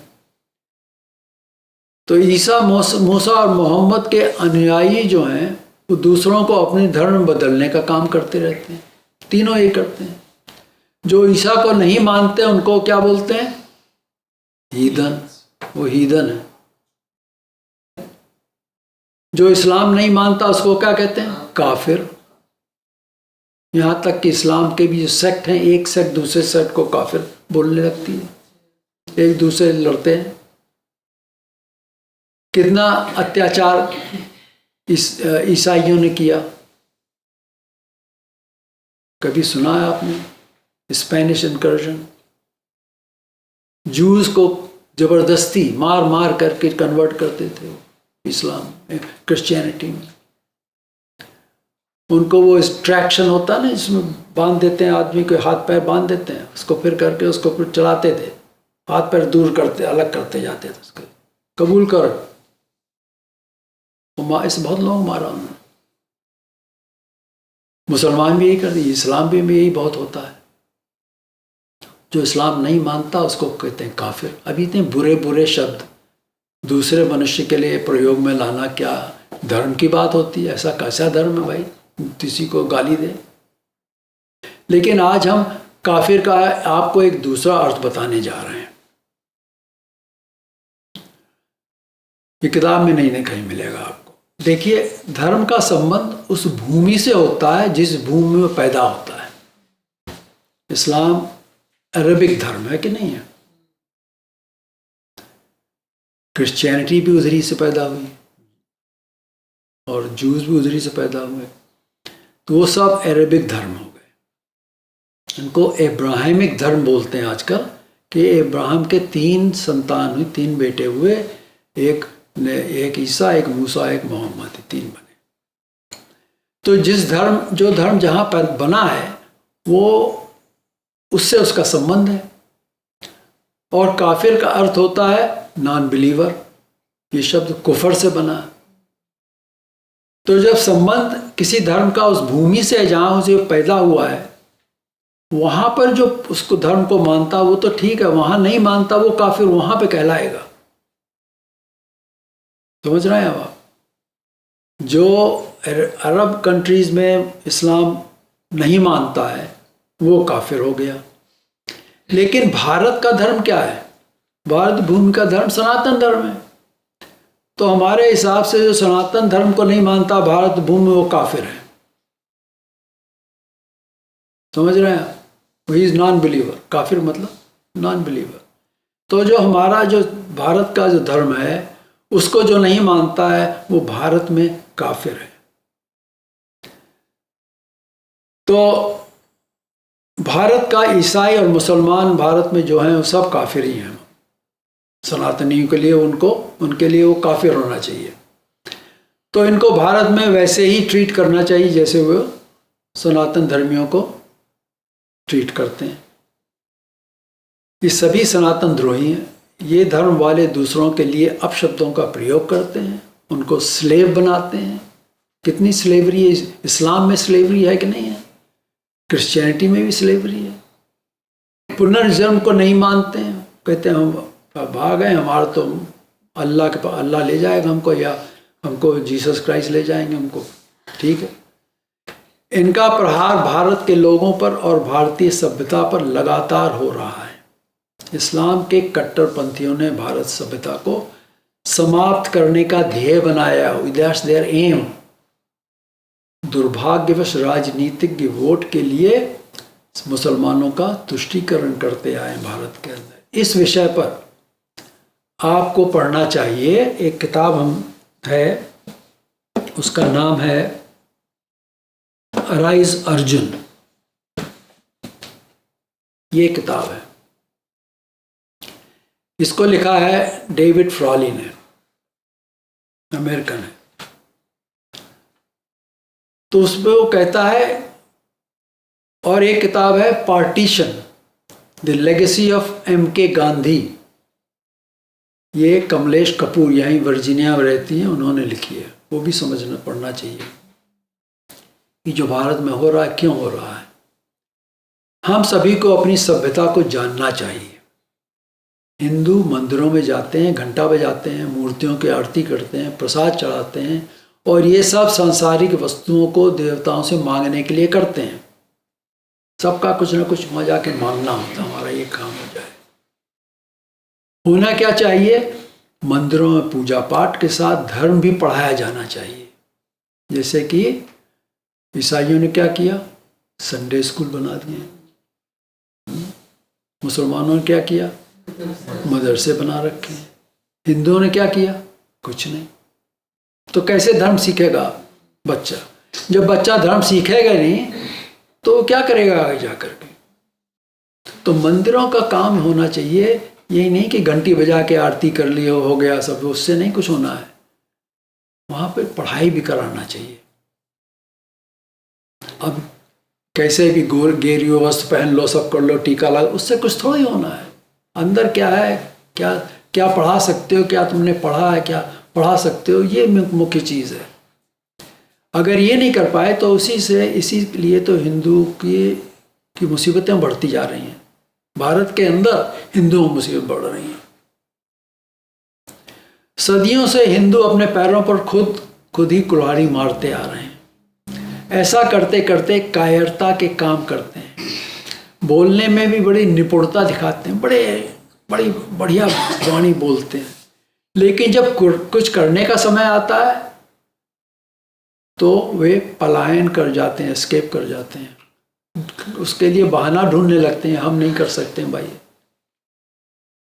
अपनों में दूसरों की प्रगति देखकर उनको ईर्ष्या होती, जेलसी होती है कि नहीं? कोई अगर समाज में हिंदू अपने धर्म का कोई आदमी या कोई जान पहचान का ऊंचा बन गया तो उसको लोगों को ईर्ष्या होने लगती है, उससे जलन होती है। ये कैसे इतना हो गया, हम क्यों नहीं हुए? तो उनको अपने दुश्मनों से लड़ने का समय आने पर अहिंसा याद आने लगती है। जब कोई दुश्मन है, जानते हो तुमको मारेगा, वो तुम्हारा सब लूट के ले जाएगा, अहिंसा याद आने लगती है उनको यूनिवर्सल ब्रदरहुड याद आने लगता है, वसुधैव कुटुंबकम याद आने लगता है उनको। भारत में गलत इतिहास पढ़ाया जाता है। अंग्रेजों ने भारत मोहनदास करमचंद गांधी के अहिंसा आंदोलन के कारण नहीं छोड़ा, और ये तो स्टेटेड फैक्ट है। उन्होंने छोड़ा किस लिए? सुभाष चंद्र बोस की जो सेना बनी उसके कारण उन्होंने छोड़ा भारत। उनको पता था भारत में नहीं टिक सकते हैं। यहाँ का जो सिपाही है, यहाँ का जो आर्म फोर्सेस के लोग हैं, वो सब बगावत करेंगे, तो वो नहीं रह सकते थे वहाँ पर। उनके पास इतनी सेना थी भी नहीं कि वहाँ कर सकते। ये अहिंसा आंदोलन, ये सब जो था, अनशन करना, ये सब तो अंग्रेज़ों के लिए एक न्यूसेंस थी, बाधा थी, और कुछ नहीं था। उनके भारत छोड़ने का मुख्य कारण नेताजी सुभाष चंद्र बोस की सेना थी। ये असल में एक ब्रिटिश पार्लियामेंटेरियन ने कहा। याद रखिए कि मनुष्य का बल उसके संकल्प से होता है, उसके रिजॉल्व से होता है, उसकी धन संपत्ति से नहीं होता है। गरीब से गरीब आदमी भी, उसका अगर रिजॉल्व उसके अंदर है, उसको संकल्प कर लिया हमको ये करना ही है, तो कुछ ना कुछ रास्ता निकाल लेगा, वो करेगा। वो जब संकल्प ही नहीं तो धन क्या करेगा? धन तो कुछ बेकार है, कितने भी रईस बन जाओ। धन संपत्ति जो है उसको तो गुंडे माफिया के पास भी, उनके पास भी होती है। जहां धन संपत्ति होती है वहां लुटेरे भी पैदा होते हैं। यही इस्लाम लोगों ने किया, उन्होंने क्या किया, और फिर उसके बाद अंग्रेजों ने किया। इन्होंने भारत को कंगाल करके छोड़ दिया। तो अपने को, अपनों को और अपनी पूंजी और संपत्ति को हमको अपने आप ही बचाना होगा। किसको? अपने को, अपनों को, अपनी पूंजी और संपत्ति को अपने आप ही बचाना होगा, दूसरा कोई बचाएगा हमारे लिए। सनातन धर्म में इस पढ़ाया गया है। भगवान कृष्ण ने क्या कहा अर्जुन से, गीता में आएगा वो, देखो तुम्हारे सामने जो खड़े हैं, तुम नहीं लड़ना चाहते उनसे, तुम नहीं लड़ोगे, वो तुमको मार देंगे, वो तुमको थोड़ी छोड़ेंगे, वो तुमको ही खत्म कर देंगे। इसलिए खड़े हो जाओ, लड़ो। तुम्हारे एनिमी है वो, तो एनिमी को मारो। आज के वातावरण में संसार के बुद्धिजीवियों से अपने को बचाना आवश्यक है। जो बुद्धिजीवी है ना, ये बड़े इंटेलेक्चुअल लोग होते हैं ना, उनसे अपने को बचाओ। वो हमारा कोई भला नहीं कर सकते हैं। हम इनको क्या कहते हैं? ऐसे धूर्त, इनकम इनइक्वालिटी के नाम से देशों को लूटने में लगे हुए हैं। हिंदुस्तान को इतना बदनाम कर रखा है इन लोगों ने, है कि नहीं? तो ये जो बड़े इंटेलेक्चुअल बन जाते हैं, डू गुडर्स, वो किसी काम के नहीं है। वो दूसरों के ही पैसे पर जीवित रहते हैं, उनकी जीविका उसी से चलती है। भगवान कृष्ण अर्जुन को यही कहते हैं, तू खड़ा हो जा और युद्ध कर। तभी इसने क्या लिखा? अराइज अर्जुन, खड़े हो जाओ अर्जुन, बैठो नहीं, अब खड़े होने का टाइम आ गया। अगर तू इनसे युद्ध नहीं करेगा तो ये कौरव तुम सब पांडवों को मारकर बंदी बना लेंगे। तो मारेंगे या बंदी बना देंगे। हमको ये ठीक से समझना होगा कि ये हमारे जो बापू की ब्रांड वाली अहिंसा से, उससे काम नहीं चलना है। सही तरह से अगर हम विचार करें तो हम देखेंगे कि हिंसा का अभाव ही अहिंसा है। अहिंसा नाम की कोई चीज नहीं है। हिंसा न होना ही अहिंसा है। तो जो है वो है हिंसा। लोग कहते हैं कि अहिंसा परमो धर्म, अर्थात जो परम धर्म है उसमें अहिंसा है। गांधी जो जिद करते थे वो भी हिंसा ही थी, और जो अनशन करते थे उसमें भी हिंसा ही थी। उनकी सभी क्रियाएं सांसारिक उपलब्धि के लिए थी। परम धर्म तो आत्मोन्नति के लिए होता है। तो हम जब कहते हैं अहिंसा परमो धर्म, परम धर्म, वो अपनी आत्मोन्नति के लिए क्या कर रहे हैं, उसमें अहिंसा है। बाकी संसार के लिए तो अहिंसा काम नहीं करती है। कोई मारने आया, हम बैठ गए अहिंसा अहिंसा करके, वो मार के चला गया हमको। तो अहिंसा जो है आत्मोन्नति का जो धर्म है उसी में है। अब कुछ लोग मुंह पे पट्टी बांधते रहते हैं।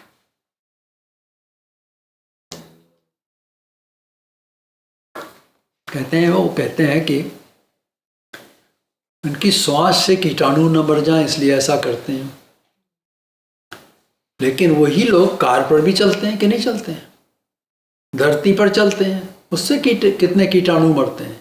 जब कार का एग्जॉस्ट निकलता है उससे कितने कीटाणु मरते हैं? ये नहीं सोचते, मुंह पे पट्टी बांध लेते हैं कि हम हमारी सांस से न मरें। जब कोई व्रत करता है तो उसके शरीर के अंदर कितने कीटाणु मरते हैं, शरीर के अंदर कितने बैक्टीरिया हैं। जितना आप खाना खाते हैं उससे उनकी भी तो काम चलता है ना, उनका जीवन चलता है, वो भी डाइजेस्ट करते हैं। लेकिन अगर खाना नहीं खाया तो उनको भी खाना नहीं मिला, वो भी हिंसा हो गई एक तरह से। तो ये सब हिपोक्रेसी है कि हम अहिंसा करते हैं, ये करते हैं, ये सब दिखावा है और कुछ नहीं। संसार में जीने के लिए हिंसा से नहीं बच सकता मनुष्य। लोग ऐसा भी कहते हैं, श्री कृष्ण गीता में हिंसा करने को कहते हैं। हम सबको ऐसे लोगों को अनदेखा करते हुए आगे बढ़ना, इग्नोर करना चाहिए। ऐसे ही लोगों में से एक ने एक किताब लिखी, उसका टाइटल है गीता की शव परीक्षा। ऐसे भी लोग हैं, ऐसी पुस्तक उन्होंने छापी, हमारे पास कापी पड़ी हुई है, किसी को देखना दिखा देंगे। तो चलिए अब आगे बढ़ते हैं। हिंदू मंदिरों में जाकर सोना, पैसा, ये सब फल फूल के साथ लोग चढ़ाते हैं कि नहीं चढ़ाते हैं? उनको ये पता नहीं कि सरकार मंदिरों के द्रव्य को लेकर मुस्लिम, क्रिश्चियन, बुद्ध, जैन आदि सो काल अल्पसंख्यकों को उनको देती है। हिंदू धर्म मंदिरों से जो पैसा आता है वो सरकार लेकर के इनमें बांटती है। हिंदुस्तान के अंदर जितने भी मुल्ला मौलवी हैं, ये बैठे हैं दाढ़ी बढ़ाए हुए, इनको तनख्वाह मिलती है, उनसे उनको सैलरी मिलती है सरकार से। लोगों को चाहिए, ठीक है द्रव्य चढ़ाना तो 1 रुपया 25 पैसे चढ़ाओ और कुछ मत डालो, पैसा मत डालो उसमें, फल दो, फूल दो और 1 रुपया 25 पैसा दो बस। तब देखो क्या होता है। उस देवता को पैसा नहीं चाहिए, देवता की तो अपनी संपत्ति अपनी अलग है, उसकी तो शक्ति अलग है, उसको पैसा क्या जरूरत है। तो देवता को पैसा चढ़ाने से क्या फायदा? वो तो आपकी श्रद्धा को देखती है। श्रद्धा को अंग्रेजी में क्या कहते हैं? रेवरेंस। देवता हमेशा जो पूजा करता है उसकी कितनी श्रद्धा है उस देवता के लिए, वो देखती है। अब श्रद्धा का बहुत बड़ा उदाहरण जो है वो आता है पुराणों में। जैसे हिरण्यकश्यप ने प्रहलाद को बड़ा दंड दिया, क्योंकि हिरण्यकश्यप कहता था मैं परमात्मा हूँ, और प्रहलाद जो उसका पुत्र था वो कहता था, वो विष्णु का भक्त था, वो कहता हम तो विष्णु को मानेंगे भगवान। तो ये उसको दंड देता गया। बढ़ते बढ़ते उसकी श्रद्धा जो थी विष्णु, भैरवों के विष्णु तक पहुंच गई। विष्णु भी कई लेवल के विष्णु हैं। तो वो विष्णु की भक्ति करता है, जितना वो उसको दंड दे उतना ही ज़्यादा वो भक्ति करने लगा। तो बढ़ती गई उसकी भक्ति, भक्ति में उसकी श्रद्धा और बढ़ती गई है विष्णु के प्रति। श्रद्धा के अंदर क्या होता है? अपने को समर्पित करना। तो वो पहुंच गई सबसे ऊंचा जो विष्णु, वहां तक पहुंच गई। अब वो विष्णु भी, उसकी श्रद्धा इतनी बढ़ी, भक्ति इतनी बढ़ी, वो देवता भी उसको फल नहीं दे पाई। तो विश्व देवता के उसका आदेश आया, ऑर्डर आया विश्व देवता से। किसको ऑर्डर आया? यक्षिणी देवता, सबसे छोटी देवता जो है उसको ऑर्डर देती विश्व देवता, सबसे बड़ी देवता है ब्रह्मांड की, कि नरसिंह का अवतार लो और जाकर हिरण्यकश्यप को मार दो। तो देवता को सोने चांदी से कोई मतलब नहीं है। प्रहलाद ने क्या सोना चांदी चढ़ाया था विष्णु के लिए? नहीं, वो तो उसकी श्रद्धा थी, उसकी भक्ति थी। इनका मूल्यांकन तो मनुष्य ने किया है। सोना चांदी किसने, उसकी वैल्यू किसने बनाई है? हम लोगों ने बनाई है, और उसकी कोई वैल्यू कोई है ही नहीं उसकी। तो ये तो मनुष्य को चाहिए। तो मनुष्य सोचता है कि इन पदार्थों से देवता प्रसन्न हो जाएगी, हम खुश हो जाते हैं, देवता इससे प्रसन्न हो जाएगी, तो चढ़ाओ। मंदिरों में सोना लगा देते हैं, कितना हीरे जवाहरात सोमनाथ मंदिर के अंदर रखे जाते थे, वो आकर लूट जाता था।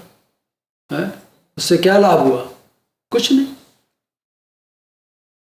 तो ऐसे अंधविश्वास के हम सभी शिकार होते रहते हैं। क्यों? क्योंकि हमारे पास ज्ञान नहीं है। हमारे पूर्वजों ने तपस्या करी तो उनको क्या हुआ? उन्होंने जंगलों में तपस्या करी तो उनको वेद प्रकट हुए। अपनी सभ्यता को समझने के लिए, अपने को जानने के लिए हमें अपने धर्म ग्रंथों को जानना है। उनमें वेद जो है मुख्य हैं। वेदों में ऋग्वेद मुख्य है। ये ऋग्वेद के अंदर 10 मंडल हैं। मंडल मतलब 10 पार्ट हैं उसके।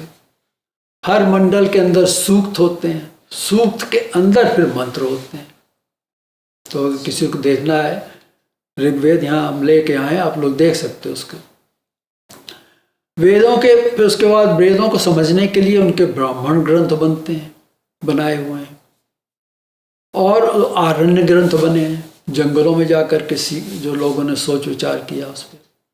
तो हमारे पूर्वज जो हैं संसार के कार्यों से निवृत्त होकर के वो सब करके जंगलों में जाकर ज्ञान का मंथन करते थे। बड़े बड़े राजा भी होते थे, क्षत्रिय, वो भी जब अपना राज्य दे करके जंगलों में जाकर रहते थे। वहाँ पर जाकर के बड़े बड़े राजा, जैसे भर्तृहरि थे, तो इन्होंने वहाँ जाकर के मंथन किया ज्ञान का। जो उन्होंने सीखा उसको फिर जुगाली करी, मंथन किया, उससे उनका ज्ञान और बढ़ा, उससे ये ग्रंथ बने सब। उनके पास जाकर जो कोई प्रश्न करता था तो प्रश्नों के उत्तर देते थे। ये क्या बन गए? ये बन गए हमारे उपनिषद। उपनिषद का मतलब होता निषद।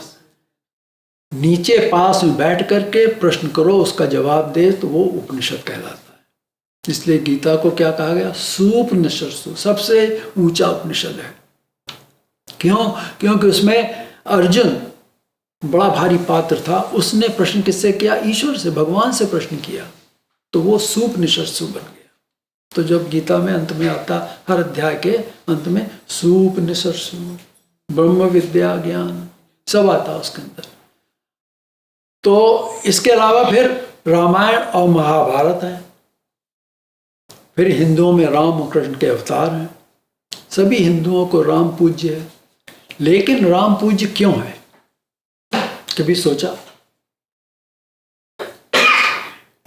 हम राम की पूजा करते हैं, बस राम पूज्य है, लेकिन क्यों पूज्य है? क्यों हम उसकी पूजा करें? राम को मर्यादा पुरुषोत्तम कहते हैं। इसका अर्थ हुआ कि दशरथ पुत्र राम ने हमको बतलाया कि उत्तम पुरुष की एक मर्यादा होती है, एक लिमिट होती है, उसको नहीं लांघ सकता वो। वे माता पिता की दूसरी रानियों के साथ, भाइयों गुरुओं के साथ अपनी मर्यादा में रहते हुए व्यवहार करते थे। तो राम उस मर्यादा के बाहर नहीं गए।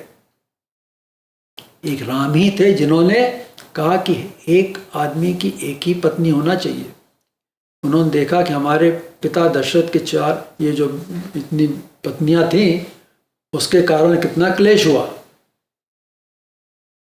तो उन्होंने कहा एक आदमी की एक ही पत्नी, उन्होंने सीता को ही रखा अपने साथ। ये नहीं कि रावण हरण करके ले गया तो क्या वो छोड़ के चले आते ना। उन्होंने कहा, उन्होंने धर्म था उनका, मर्यादा में चले, जा करके रावण को मारा और सीता को लेके आए। इसलिए राम जो है हमारे लिए पूज्य है संसार में। तरुण अवस्था में राम धनुष विद्या में निपुण हो चुके थे। तब एक दिन विश्वामित्र राजा दशरथ से मिलने आए। दशरथ ने उनका आदर सत्कार करा और पूछा कि हे ऋषिवर, आपका यहाँ आना कैसे हुआ? हम आपकी क्या सेवा करें? विश्वामित्र ने राम और लक्ष्मण को ऋषियों के यज्ञ को राक्षसों से बचाने के लिए अपने साथ ले जाने के लिए मांगा। अब देखिए, वहाँ ऋषि लोग यज्ञ करते थे, राक्षस आकर के उनको विघ्न डालते थे। तो इन्होंने कहा आप हमको राम और लक्ष्मण दीजिए, हम अपने साथ ले जाएंगे, हमारे सबके जो यज्ञ हैं उनको बचाएं हम लोगों को। वे इन दोनों राजकुमारों को विश्वामित्र के साथ जाने में हिचकिचाने लगे। कहते हैं उनको बड़े प्रिय थे दोनों बेटे। तो वशिष्ठ आए। वशिष्ठ उनके जो थे धर्म गुरु थे, उन्होंने दशरथ को समझाया। तब दशरथ दोनों राजकुमारों को विश्वामित्र के साथ भेजने के लिए तैयार हो गए और दोनों को विश्वामित्र अपने साथ ले गए। अब देखिए राम के साथ क्या हुआ। राम का विवाह सीता से हुआ। उस समय सीता जो सबसे सुंदर स्त्री सीता थी संसार में, सबसे सुंदर वही थी। जब राम के राज्याभिषेक का समय आया तो दासी मंथरा ने कैकेयी को कहा कि उसके पुत्र भरत का राज्याभिषेक होना चाहिए। कैकेयी ने दशरथ से मिले वर को लेकर दशरथ से आग्रह किया कि उनसे मिले वर को लेकर वो भरत को राजा देखना चाहती है। परिणाम ये हुआ कि राम और सीता 14 वर्ष का उनको वनवास हो गया। अब देखिए कितना पराक्रमी और मनुष्य, उसकी सबसे सुंदर स्त्री दुनिया की वो मिली उसको, उसकी वाइफ बनी, पत्नी बनी, और उसका अभी बनी थी, अभी शादी हुई, राज्याभिषेक होने जा रहा तो उसको वनवास दे दिया, जाओ, निकाल दिया। लक्ष्मण भी उसके साथ चले गए। फिर तो राजा दशरथ ने पुत्र वियोग में प्राण छोड़ दिए। तभी तो कहा गया ना, रघुकुल रीत सदा चलाई, प्राण जाए पर वचन न जाए। उन्होंने वचन दिया था कैकेयी को, वर मांगो, और वर तो उनको देना ही था उनको। तो प्राण चले गए लेकिन वचन क्यों रखा। तो वन में रावण ने सीता को हरण किया। अब राम ने रावण से युद्ध करके सीता को बचाया, और जब वे लौटकर अयोध्या आए तो सीता के सतीत्व पर प्रश्न उठे और राम को सीता को फिर छोड़ना पड़ा। अब देखिए क्या क्या जीवन था राम का। सुख मिला कहीं उनको? नहीं। तो उन्होंने क्या बताया, मनुष्य को संसार में सुख इतना नहीं मिलना है, दुखी दुख ज्यादा मिलना। तो राम ने अपने जीवन से हमको ये बताया कि मनुष्य के जीवन में बड़े कष्ट आते हैं,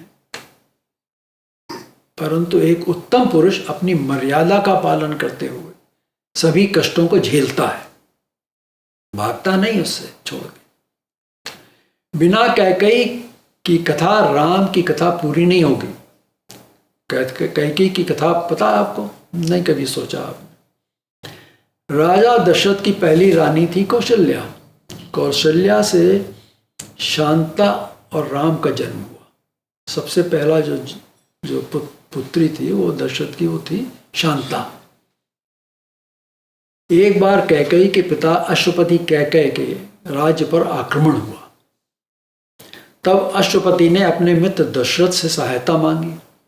दशरथ बहुत ही, उनकी बड़ी सेना थी। युद्ध में कैकेयी भी लड़ रही थी अपने पिता के लिए। उस युद्ध में उसने दशरथ पर होते हुए वार को उसको बचाया। उसके ऊपर तीर आ रहा था तो उसने उसको डिफ्लेक्ट कर दिया अपने, और दशरथ को बचा लिया, नहीं तो दशरथ को तीर लग जाता। दशरथ ने उससे पूछा कि तुम कौन हो? तब उसने अपना रूप दिखाया और कहा मैं कैकेयी हूं।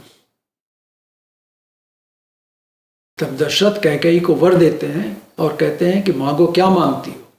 उसने कहा वो आगे कभी मांगेगी। उसको राजा दशरथ से प्रेम हो जाता है और वो दशरथ की रानी बन जाती है। कैकेयी बहुत ही समझदार औरत थी वो। कैकेयी की दासी मंथरा उसकी देखभाल करने के लिए राजभवन में आके रहने लगी।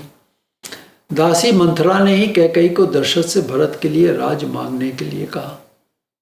इसका क्या परिणाम हुआ वो आपको पता ही होगा। राम के बारे में एक और बात जानना चाहिए। राम की एक बहन भी थी, उसका नाम था शांता। लोग नहीं जानते ज्यादा। अंग देश के राजा लोमपाद जो दशरथ के बचपन के मित्र थे, उनकी कोई संतान नहीं थी, तो उन्होंने दशरथ से शांता को मांगा।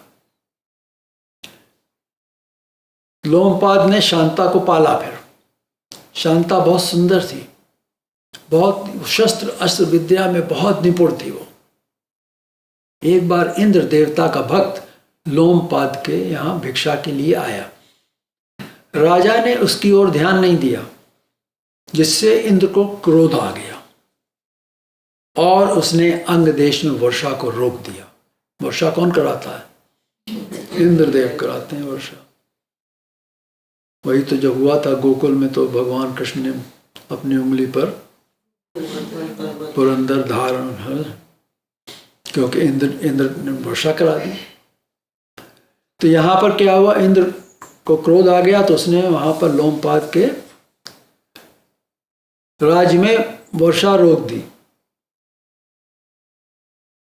तो अब राज पुरोहितों ने कहा, अगर ऋषि श्रृंग, उस समय पर वहां पर एक ऋषि होते थे, ऋषि श्रृंग ऋषि, अगर वो यज्ञ करेंगे तो वर्षा हो सकती है।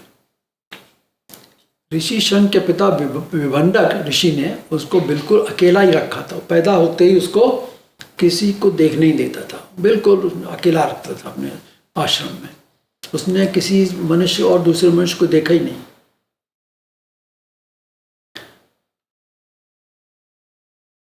उसे स्त्री का कोई ज्ञान ही नहीं था, स्त्री भी कोई चीज होती है। उसको लाने के लिए राजा लोमपाद ने सामान्य स्त्रियों को भेजा। उन्होंने, सामान्य स्त्रियां थीं उनके राज्य में, तो उन्होंने स्त्रियों ने कहा, हम जाके ले आएंगे उसको, लुभा के ले आएंगे उसको। उन्होंने आश्रम के पास एक कैंप लगाया। उन स्त्रियों ने जा करके उसके आश्रम के पास कैंप लगाया। और जब विभंडक ऋषि वहाँ नहीं होते थे तो वो स्त्रियां आश्रम के पास जाकर नाच गाकर ऋषि को लुभाती थी। एक दिन ऋषि श्रृंग ने उनकी ओर देखा, पहले तो देखते नहीं था, तो उसके पास गई और उसको कुछ मिठाई खिलाई।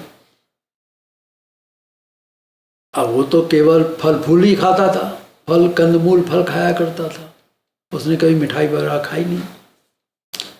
तो उसने क्या समझा, ये फल ही होगा, कुछ फल होगा, इसलिए उसने खा के, जब उसने खाया उसकी तपस्या भंग हो गई और वो उन स्त्रियों के साथ जाने के लिए तैयार हो गया। राज्य में पहुंचकर उसका विवाह शांता से हुआ। उसने कहा, हमारा विवाह शांता से करोगे तो हम यज्ञ करेंगे। तो उसका विवाह शांता से हुआ।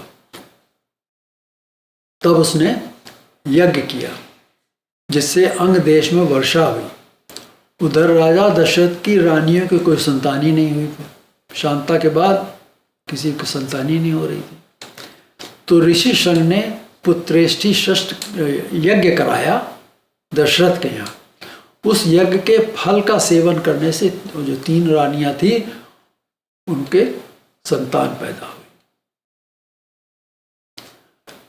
कौशल्या को राम को और सुमित्रा ने लक्ष्मण शत्रुघ्न को और कैकेयी ने भरत को जन्म दिया। तो ये है राम की कथा।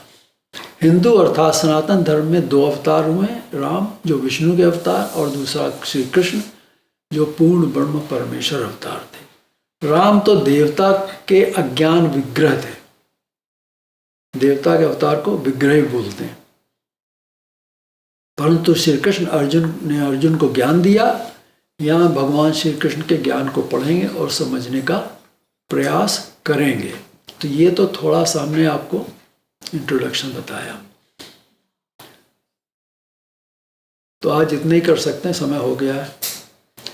अगली बार फिर भूमिका पे जाएंगे, उसके बाद फिर चलेंगे, गीता शुरू करेंगे। ठीक, श्री कृष्ण।